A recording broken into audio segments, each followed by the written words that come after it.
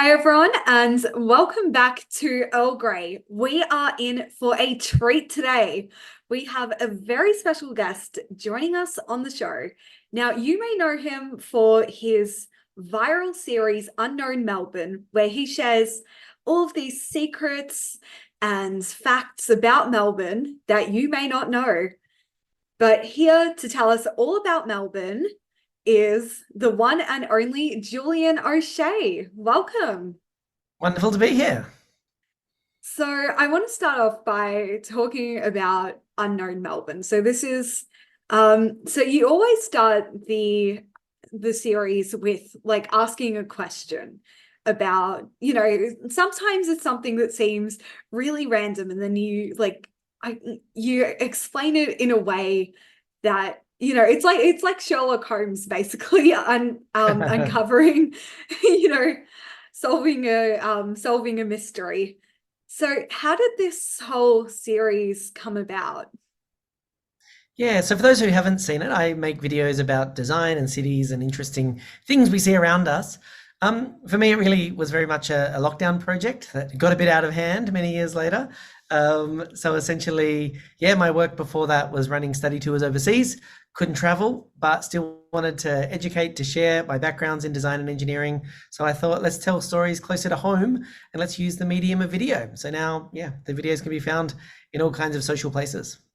Yeah, again, it's a really interesting series, and me and my friends are always hanging out for your next upload. And I want to say, is there like a favorite Unknown Melbourne episode that you've done? Was actually one of my early ones that did well. There's a bridge in Melbourne that keeps getting hit by trucks. It's called the Montague Street Bridge. So I wanted to understand why that is. Like, why does it still happen like many, many, many years later? So I went down to the bridge to try to, record it and shoot some footage. And while I was there, a truck hit the bridge. So just an amazing moment for a documentary, quite funny. No one got hurt, but yeah, I think that's a special place in my heart. That's honestly, I can just imagine like the universe must have been looking out for you and just said, "Yep, okay, we're gonna make sure this happens right when he's there." That or just trucks hit it more regularly than we think. So maybe anyone can head down there, pull up a picnic rug, and just watch the trucks come in. Well, I do hope that there are some improvements made in that area or trucks start to avoid it. But yeah, ultimately, again, all of your videos are absolutely amazing. So, and this is actually what inspired you to write a comedy show. So it's called M is for Melbourne, the world's mostly livable city. And I wanted to ask, like, how did you take it from something that's very much like informative into something that has become entertainment and comedy? Yeah, so while my series has been very factual based, I really do like those quirky parts of Melbourne, the surprising parts, and the distance between something weird and strange, whether that's a bicycle lane on Collins Street, which is about 1.5 bananas wide. Some of these things are silly and weird and strange. So the distance between that and comedy is not that far.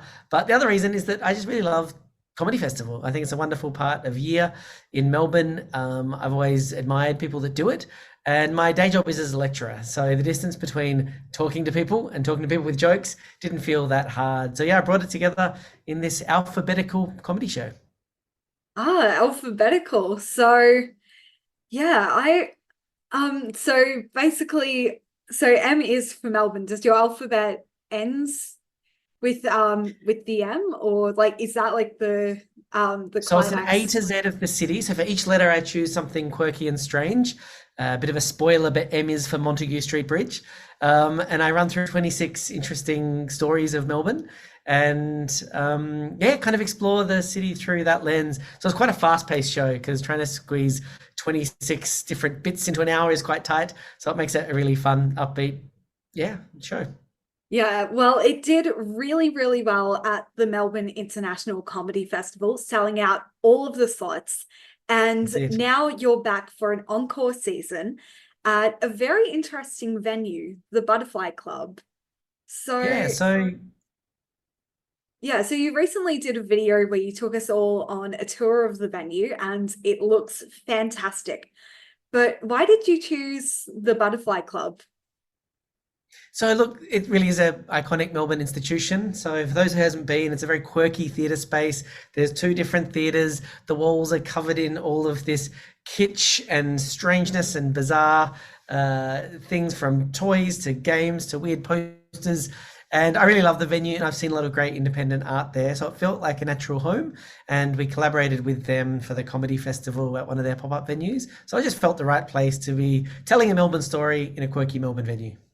Yeah, and this is a venue that also captures the heart of, again, all of the quirkiness that makes Melbourne what it is. So honestly, it is such a great place to be going through the A to Z of Melbourne. And where can we go to find out more about your show? Sure. So, look, my name is Julian O'Shea. If you follow my socials, you'll get to see the links there. Or the Butterfly Club website has tickets. It's on at the end of May, 27th of May to the 1st of June. So make sure you get tickets, folks. And thank you so much for joining us on Earl Grey today. Real pleasure. Great to chat.